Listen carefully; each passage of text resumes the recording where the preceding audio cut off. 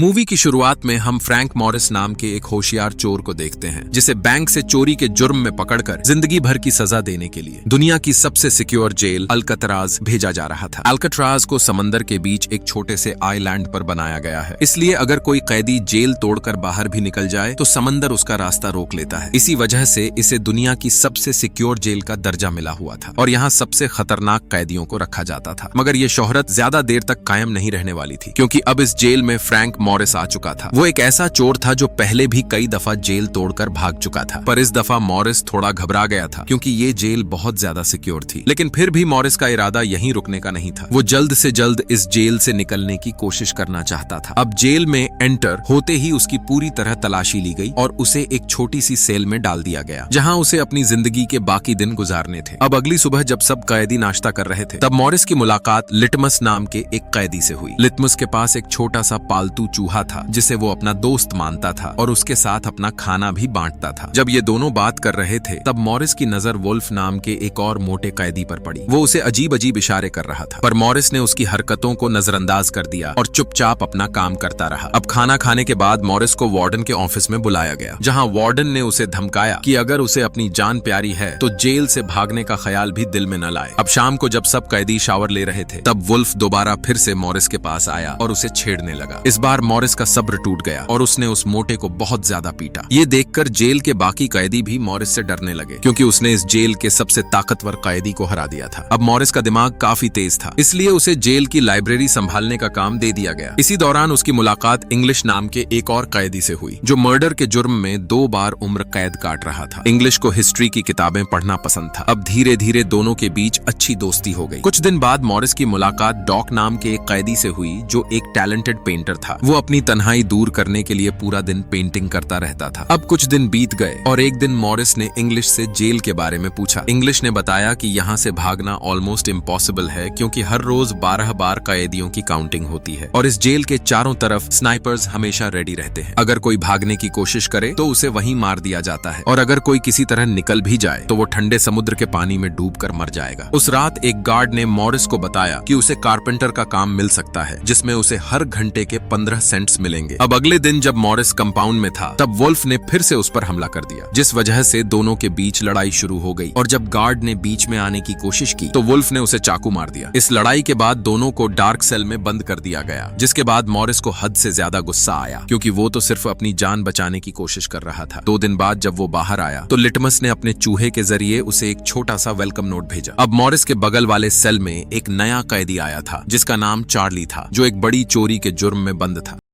एक दिन जब वार्डन सेल चेक कर रहा था, उसकी नजर डॉक के कमरे पर पड़ी। कमरा पेंटिंग्स से भरा हुआ था, जिनमें से एक पेंटिंग वार्डन की भी थी, लेकिन वार्डन को वो पेंटिंग बिल्कुल पसंद नहीं आई, जिस वजह से गुस्से में आकर उसने डॉक के कमरे से सारी पेंटिंग्स निकालवा दी और उसके पेंट करने पर भी पाबंदी लगा दी। मतलब अब डॉक को जेल में पेंट करने की इजाजत नहीं है। इस फैसले से डॉक का दिल टूट गया, क्योंकि उसकी जिंदगी पेंटिंग से ही चलती थी। अगले दिन जब सब कैदी वर्कशॉप में काम कर रहे थे, तभी मॉरिस ने देखा कि डॉक बहुत उदास नजर आ रहा है, जिसके बाद मॉरिस ने एक गार्ड से कहा कि डॉक पर नजर रखो, पर गार्ड्स ने उसकी बात को नजरअंदाज कर दिया और उसे उसके काम पर वापस भेज दिया। अब काम के दौरान डॉक ने अचानक एक कुल्हाड़ी उठाई और अपने हाथ की 3 उंगलियां खुद ही काट लीं, जिसके बाद गार्ड्स ने उसे तुरंत हॉस्पिटल भेज दिया। और इधर मॉरिस एक कोने में खड़ा रहकर ये सब देख रहा था। उस रात जब मॉरिस अपने सेल में था, तो उसकी नजर एक पाइप पर पड़ी, जिससे एक कीड़ा निकल कर आ रहा था। इसे देखकर मॉरिस को लगा कि शायद इस पाइप के नीचे से कोई रास्ता बाहर जाता हो। अब अगले दिन मेस में खाना खाते हुए मॉरिस की मुलाकात जॉन और क्लैरेंस से हुई। दोनों भाई थे और मॉरिस उन्हें पहले से जानता था, क्योंकि सब पहले अटलांटिस जेल में साथ थे। सब अल्काट्राज की सिक्योरिटी और उससे भागने के मुमकिन तरीकों पर बात करने लगे। इसी गुफ्तगू के दरमियान मॉरिस के जहन में पहली बार इस जेल से भागने का ख्याल आया। उस रात जब गार्ड्स अपना राउंड मुकम्मल करके चले गए, तो मॉरिस ने बाइबल से अपना नेल कटर निकाल लिया और अपने सेल के ग्रिल के गिर्द मौजूद दीवार को खुदना शुरू कर दिया। इसी दौरान मॉरिस ने नोट किया कि समंदर की नमी की वजह से दीवारें पुरानी हो चुकी हैं और प्लास्टर बहुत आसानी से छिल रहा है। अब अगले दिन चार्ली की बीवी मिलने आई और उसे बताया कि उसकी माँ की तबीयत बहुत खराब है। डॉक्टर कहते हैं तुम्हारी माँ के पास कुछ ही महीने बाकी हैं। ये सुनकर चार्ली बहुत दुखी हो गया और उसके दिल में भी अल्काट्राज से भागने का ख्याल पैदा हुआ, ताकि वो अपनी माँ से एक आखिरी बार मिल सके। जिसके बाद वो वापस अपने सेल आया और उसने मॉरिस से कहा कि अगर तुम इस जेल से भागने का प्लान बना रहे हो तो मैं तुम्हारे साथ हूँ। अब अगली सुबह नाश्ते के दौरान मॉरिस ने अपने दोस्तों को पूरा प्लान बताया। मॉरिस ने कहा कि समंदर की नमी से दीवारें कमजोर हो चुकी हैं और हम वेंटिलेशन ग्रिल्स निकालकर पाइप के जरिए बाहर निकल सकते हैं। मगर प्रॉब्लम ये थी कि समंदर पार करके मेनलैंड तक कैसे पहुंचेंगे। तभी मॉरिस ने क्लैरेंस से कहा कि तुम लॉन्ड्री डिपार्टमेंट में काम करते हो, इसलिए तुम कभी कभी कुछ रेनकोट चुराकर सेल में ले आना, ताकि जिस रात हम यहाँ से भागें तो समंदर के पास जाकर उन रेनकोट को जोड़कर हम एक छोटी नाव बना सकें। सबको ये प्लान बहुत पसंद आया और सबने मदद का वादा किया। अब उस रात मॉरिस फिर से दीवार खोदने लगा और चार्ली ने गार्ड्स पर नजर रखने का जिम्मा लिया, ताकि अगर कोई वर्दी वाला पास आए तो वो मॉरिस को बता दे। मॉरिस ने पूरी ताकत से प्लास्टर और सीमेंट खोदना शुरू कर दिया, लेकिन इस छोटे से नेल कटर से उसे बहुत मुश्किल हो रही थी, जिस वजह से उसके हाथों पर चोटें भी आ गईं। अब अगली सुबह मॉरिस ने अपने दोस्तों को अपनी ये मुश्किल बताई और मॉरिस ने कहा कि अगर उसे एक सही हथियार मिल जाए तो ये दीवार खोदना काफी आसान हो सकता है। ये कहकर उसकी नजर अपने चम्मच पर गई। उसने तुरंत उस चम्मच को अपने जूते पर घिसकर थोड़ा गंदा कर दिया। फिर उसने गार्ड को बुलाया और उसे वो गंदा चम्मच दिखाकर नया चम्मच मांगा। गार्ड ने भी बिना सोचे उसकी बात मान ली। जब मॉरिस और जॉन नया चम्मच लेने गए तो जॉन ने गार्ड को बातों में उलझा लिया और मॉरिस ने मौका देखकर एक के बजाय 2 चम्मच चुरा लिए। इसके बाद मॉरिस लिटमस के पास गया और उससे एक सिक्का उधार मांगा। अब रात के वक्त उसने अपने सेल में एक छोटी सी आग जलाई और उस चम्मच को पिघलाकर अपने नेल कटर के साथ जोड़ दिया। अब उसके पास एक मजबूत और काम का नया हथियार था। उसने तुरंत उस दीवार को उस नए हथियार से खोदना शुरू कर दिया, जिससे उसे पहले के मुकाबले अब काफी आसानी हो रही थी। उसी रात जब मॉरिस अपने काम में मसरूफ था, तभी एक गार्ड उनके काफी करीब आ गया और चार्ली ने गार्ड को आते नहीं देखा, लेकिन इंग्लिश ने बिल्कुल वक्त पर आकर उसका ध्यान भटका दिया। ये देखते ही मॉरिस ने जल्दी से होल को कवर किया और जल्दी से बेड पर वापस आ गया। इस रात तो वह बच गया, लेकिन उसे समझ आ गया कि चार्ली पर पूरा भरोसा नहीं किया जा सकता। अगले कुछ दिनों में मॉरिस ने खुदाई जारी रखी और एक दिन उसने देखा कि ग्रिल पुरानी जरूर है, लेकिन उसे निकालने के लिए एक खास हथियार चाहिए। अब मॉरिस को जब भी मौका मिलता वह खुदाई से निकलने वाली मिट्टी को अपनी जेब में भर लेता और जेल के कंपाउंड में छुपकर गिरा देता। एक दिन जेल की वर्कशॉप में काम करते हुए मॉरिस ने एक नया हथियार बना लिया, ताकि वह अपने सेल की ग्रिल काट सके। अब सिक्योरिटी से बचाकर इस हथियार को लाने के लिए उसने अपने हाथ में एक और लोहे का टुकड़ा पकड़ लिया। इसके बाद जैसे ही वह मशीन से गुजरा तो अलार्म बजने लगा। फिर गार्ड्स ने फौरन उसके हाथ से लोहे का टुकड़ा ले लिया, लेकिन ये सब उसकी चाल थी। असली टूल उसके जूतों में छुपा हुआ था। सेल में लौटकर मॉरिस ने अपना काम जारी रखा। कुछ देर की मेहनत के बाद उसने ग्रिल काटकर निकाल दी। इसी तरह चार्ली, जॉन और क्लैरेंस ने भी अपने सेल की ग्रिल्स काट दी। अब प्लान का पहला हिस्सा पूरा हो गया था। अब सबने मिलकर सोचा कि जब हम भागें तो गार्ड्स को धोखा देने के लिए एक नकली सिर बनाना होगा। अब जॉन का काम था सलून से कुछ बाल लाना, चार्ली ने पेंट्स का इंतजाम किया और मॉरिस ने लाइब्रेरी से पुराने न्यूज़पेपर चुरा लिए। इसके बाद सबने मिलकर दीवार वाले सीमेंट और पेपर से एक खोपड़ी का ढांचा बनाया। फिर उसे पेंट किया और ऊपर से बाल चिपकाकर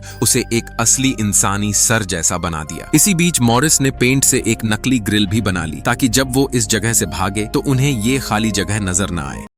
इसके बाद अब एक रात मॉरिस ने डिसाइड किया कि अब वो ग्रिल के पार जाकर देखे कि बाहर क्या है। अब उसने नकली खोपड़ी बेड पर रखी और ग्रिल से निकलकर पाइप के जरिए ऊपर चला गया। वहां उसने एक लोहे का दरवाजा देखा जो काफी ऊंचाई पर था। वो अकेला उस तक नहीं पहुंच सकता था। इसी दौरान इधर एक गार्ड राउंड पर आया। उसने बेड पर रखी खोपड़ी देखी और समझा कि मॉरिस सो रहा है, तो वो आगे निकल गया। अगली सुबह मॉरिस ने सब दोस्तों को उस दरवाजे के बारे में बताया, जिसके बाद मॉरिस और जॉन ने डिसाइड किया कि वो दोनों मिलकर वापस उस गेट तक जाएंगे। उस रात जब सब सो रहे थे, दोनों अपने सेल्स से निकलकर उस गेट तक पहुंचे, जिसके बाद मॉरिस जॉन के कंधे पर चढ़कर ऊपर उस गेट तक पहुंच गया और मॉरिस ने गेट का गौर से मुआयना किया। उसे अंदाजा हुआ कि अगर उन्हें कोई एक और मजबूत हथियार मिल जाए तो वो इस लोहे के गेट को काट सकते हैं। अब अगले दिन जब सब लोग म्यूजिक क्लास में थे तो मॉरिस की नजर एक टूटे हुए फैन पर पड़ी। उसने सोचा इससे एक काम का हथियार बनाया जा सकता है। अब क्लास खत्म होते ही उसने फैन को एक इंस्ट्रूमेंट बॉक्स में छिपाकर बड़े आराम से म्यूजिक रूम से बाहर निकाल दिया। सेल में लौटकर उसने फैन के सब पार्ट्स अलग किए और उसके मोटर से एक नया हथियार बनाया, एक ऐसा हथियार जो गेट को काट सके। अब रात के वक्त मॉरिस और जॉन फिर से अपने सेल से निकले और गेट तक पहुंचे और दोनों ने मिलकर गेट को काटना शुरू किया। इधर गार्ड्स ने कुछ आवाजें सुनी, लेकिन उन्होंने सोचा कोई छोटी सी आवाज होगी और आगे बढ़ गए। काफी मेहनत के बाद गेट काट दिया गया और दोनों वापस अपने सेल में आ गए। अगले दिन जब सब कैदियों को मूवी दिखाई जा रही थी तो मॉरिस, जॉन, चार्ली और क्लैरेंस ने डिसाइड किया कि मंगलवार की रात वे लोग अल्कट्रस जैसी डेंजरस जेल से भाग निकलेंगे। एक सुबह नाश्ता करते वक्त मॉरिस ने डॉग की याद में टेबल पर एक फूल रखा, लेकिन वार्डन ने ये देखा